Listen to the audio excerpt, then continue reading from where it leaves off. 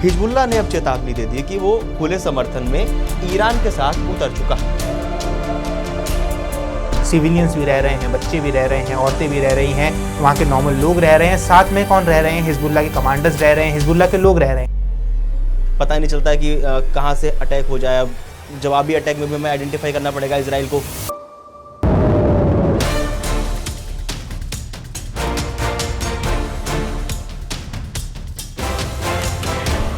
नमस्कार, मेरा नाम है मृत्युंजय और आप देख रहे हैं अमर उजाला।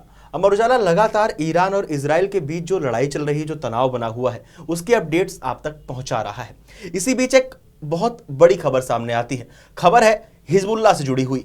कहा गया है कि ईरान के समर्थन में हिजबुल्लाह जो है वो उतर चुका है और हिजबुल्लाह ने कहा है कि हम इजराइल और अमेरिका के खिलाफ लड़ाई में साथ हैं।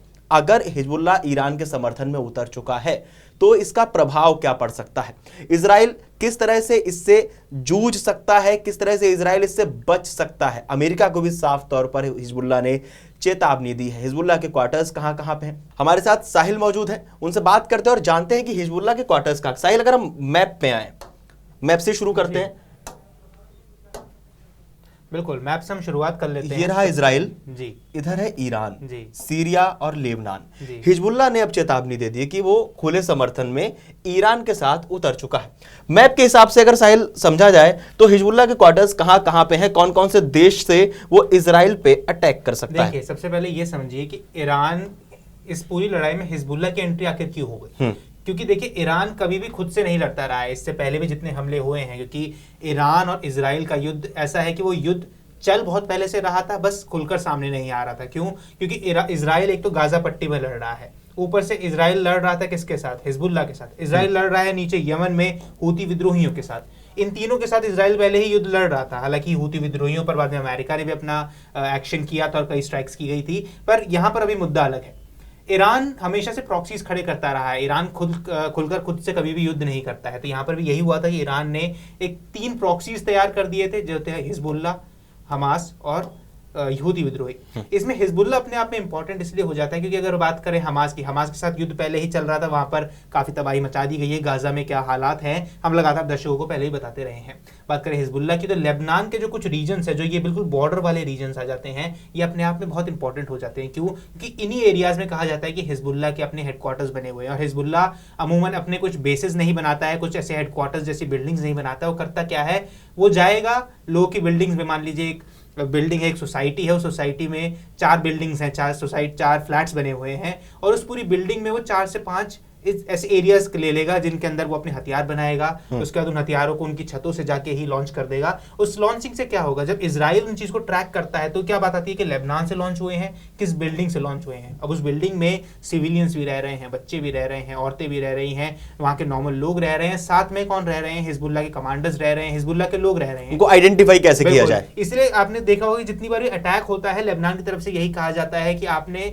सिविलियन कैजुअलिटी कर दिया, आपने सिविलियंस पे बम बरसा दिए। और इसमें इजराइल का कहना साफ रहता है कि क्योंकि आप रह ही सिविलियन एरिया में रहे हैं, क्योंकि वहां के सिविल एरिया के जो लोग हैं, वहां के जो जनता है, ये उन पर सवाल हमेशा से उठता रहा है कि आखिर क्यों वो हिजबुल्लाह के लड़ाकों को सपोर्ट करते हैं। बिल्कुल। तो अगर हम बात करें यहाँ पर कि किस एरिया पे ज्यादा उनके हेडक्वार्टर्स की हम बात करें, तो ये जो रीजन आ जाता है इजराइल से ऊपर सीधा, देखिए ये गाजा है, यहाँ पर तो अटैक लगातार चल रहे हैं, इस वाले रीजन पे अटैक लगातार चल रहे हैं। लेबनान के ये जो छोटे छोटे रीजन आ जाते हैं, जैसे ये वाला रीजन हो गया, ये वाला रीजन हो गया, यहाँ पर छोटे छोटे रीजन हो रहा है, यहाँ इस जगह पे जो पानी के आसपास के जितने एरियाज हैं उनको हिजबुल्लाह ने अपने आप कवर में लिया हुआ है। हालांकि ये कहा जरूर जा रहा है कि सीज फायर हो गया था, तो ये कहा जा रहा है कि हिजबुल्लाह को काफी हद तक खत्म कर दिया गया है। मगर अब जब हिजबुल्लाह ने ये बात कह दी है कि हम उतर जाएंगे इस युद्ध में अमेरिका के खिलाफ, तो अपने आप में ये चिंता का विषय बन जाता है। क्योंकि अगर हिजबुल्लाह यहाँ से घुसता है तो हिजबुल्लाह के लिए बहुत बड़ी बात नहीं होगी सीधा बॉर्डर क्रॉस करके इजराइल पर हमला करना।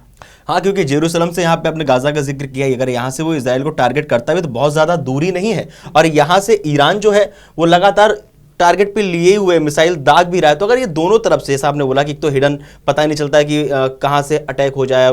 जवाबी अटैक में भी हमें आइडेंटिफाई करना पड़ेगा इजराइल को कि कहाँ वो अटैक करे, कहाँ से अटैक हुआ है।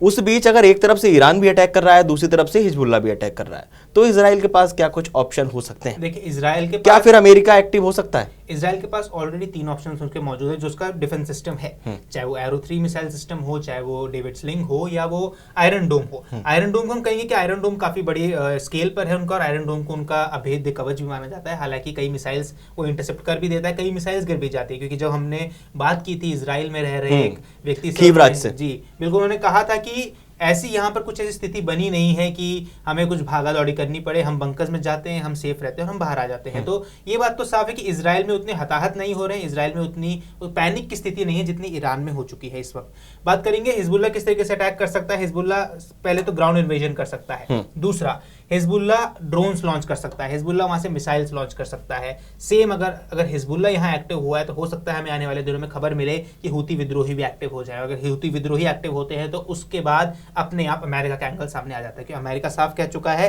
कि अगर हूती विद्रोही अटैक कर देंगे, हूती विद्रोहियों के साथ अमेरिका का युद्ध, वो लाल सी में जो ट्रेड चलता है उसको लेकर बहुत पहले से चल रहा है, क्योंकि उनको कहा जाता है कि वो शिप्स पर अटैक कर देते हैं, उनके ट्रेड को इफेक्ट करते हैं, जिस वजह से अमेरिका अटैक करता है हूती विद्रोहियों पर। अब अगर हूती विद्रोही इस युद्ध में जुड़ जाते हैं, ईरान का साथ दे देते हैं, तो यहाँ पर सवाल उठ जाएगा कि क्या ईरान किस तरीके से बच पाएगा, क्योंकि इजराइल ने साफ कर दिया है, अमेरिका ने साफ कर दिया है कि ईरान में जो अयातुल्लाह अली खामेनेई हैं उनको खत्म करने के बाद ही अब इस युद्ध को रोका जाएगा। हालांकि डोनाल्ड ट्रंप ये बार बार कह भी रहे हैं कि नहीं, हम शांति के पक्ष में हैं, हम शांति करवाना चाहते हैं, पर जिस तरीके के स्टेटमेंट्स आ रहे हैं, ऐसा ही कुछ अयातुल्लाह अली खामेनेई ने भी कहा था कि जिस तरीके के स्टेटमेंट्स आ रहे हैं, जब बातचीत तभी की जाएगी जब इजराइल हमले रुकेगा। अब इजराइल कब हमले रुकेगा ये सिर्फ बेंजामिन नेतन्याहू को पता है। बिल्कुल, अगर हम ट्वीट भी देखें तो खामेनेई का जो ट्वीट है, साहिल, इस पे क्या कहना चाहेंगे? देखिए, खामेनेई का जो पहला ये ट्वीट है कि एनिमी इज बीइंग पनिश्ड, यानी ये बात साफ है कि हम अटैक कर रहे हैं लगातार और सही तरीके से अटैक किया जाएगा। एक बात यहाँ से साफ कर दी गई है कि देखिए, आप हम पर अटैक कर रहे हैं, इसका मतलब ये नहीं कि हम चुप बैठे रहेंगे, हम भी जवाबी कार्रवाई, हम हार नहीं मानेंगे, जवाब देंगे। नेतन्याहू की अगर बात करें तो नेतन्याहू ने एक बहुत बड़ा ट्वीट किया था, और जब ये सोरोका अस्पताल में जो सबसे बड़ा हमला बताया जा रहा है, जिसमें ये भी कहा जा रहा है कि क्लस्टर बम तक गिराए गए हैं, ईरान की तरफ से दावे किए जा रहे हैं। देखिए, क्लस्टर बम गिराना अपने आप में बहुत बड़ी बात हो जाती है, क्योंकि क्लस्टर बम कोई ऐसा बम नहीं है जो एक बार में गिर के फट जाएगी। अमूमन क्या होता है कि कोई किसी मिसाइल को लॉन्च किया, किसी बम को गिराया गया, वो नीचे आया, वो फटा और तबाही हो गई। क्लस्टर बम्स में ये नहीं होता है। क्लस्टर बम्स में होता ये है कि बम नीचे आया, वो फटा, उसके बाद उसके अंदर जो बाकी क्लस्टर्स है, क्लस्टर्स का मतलब कुछ छोटे छोटे और बॉम्ब्स उसके अंदर होते हैं, जब वो ब्लास्ट होता है वो बॉम्ब्स आपस में इतनी जगह, इतनी दूर दूर तक फैल जाते हैं, क्योंकि तबाही जब एक ब्लास्ट किया जाता है तो काफी बड़े मार्जिन पे होता है, वो इतनी दूर जब ये पार्टिकल्स गिरते हैं तो वहां पर और ब्लास्ट किए जाते हैं। इसलिए क्लस्टर बॉम्ब्स को कई वॉर्स में बैन तक कर दिया जाता है। वर्ल्ड वॉर 2 में आखिरी बार यूज किया गया था। हालांकि इससे पहले इराक के साथ जो युद्ध हुआ था अमेरिका के, उसमें भी कहा गया, अफगानिस्तान के साथ जो युद्ध हुआ अमेरिका का, उसमें भी इनका इस्तेमाल काफी मात्रा में किया गया था। यहाँ पर ईरान ने दावा किया है कि हमने क्लस्टर बम का यूज किया है इसराइल के ऊपर, और इसराइल के जब ये सोरोका अस्पताल पर जब ये हमला होता है तो उसके बाद बेंजामिन नेतन्याहू वहां पहुंचते हैं और वे साफ कहते हैं कि सिविल इन्फेंट्रीज को आप मार रहे हैं, सिविलियंस को मार रहे हैं, हमारे लोगों को मारा जा रहा है, अस्पतालों को निशाना बनाया जा रहा है, तो इसका अब बदला लिया जाएगा, जवाब दिया जाएगा। जो यहाँ के रक्षा मंत्री हैं इजराइल कॉटेज ने भी एक बात साफ कह दी थी कि देखिए, अब बेंजामिन नेतन्याहू और इजराइल कॉटेज ने बात साफ कह दी है कि खामेनेई को अब जीने का अधिकार नहीं, यानी कल तो एक क्लियर स्टेटमेंट दे दिया गया इजराइल कॉटेज के द्वारा कि अब खामेनेई को जीने का अधिकार नहीं, यानी अब ये बड़ा अटैक लॉन्च किया जा सकता है। बिल्कुल, बहुत बहुत धन्यवाद साहिल आपका। आप लोगों को क्या लगता है, जिस तरह से खामेनेई और नेतन्याहू के बीच वैचारिक लड़ाई भी चल रही है, बातों से लड़ाई भी चल रही है, मिसाइलों से लड़ाई भी चल रही है ईरान और इजराइल के बीच, अमेरिका भी लगातार इस लड़ाई में अपनी बयानबाजी दे रहा है, ट्रंप लगातार बोल रहे हैं, क्या लगता है आपको, किस परिणाम तक ये युद्ध पहुंच सकता है? हमें कमेंट करके जरूर बताएं, और देश और दुनिया की तमाम बड़ी खबरें जानने के लिए देखते रहिए अमर उजाला।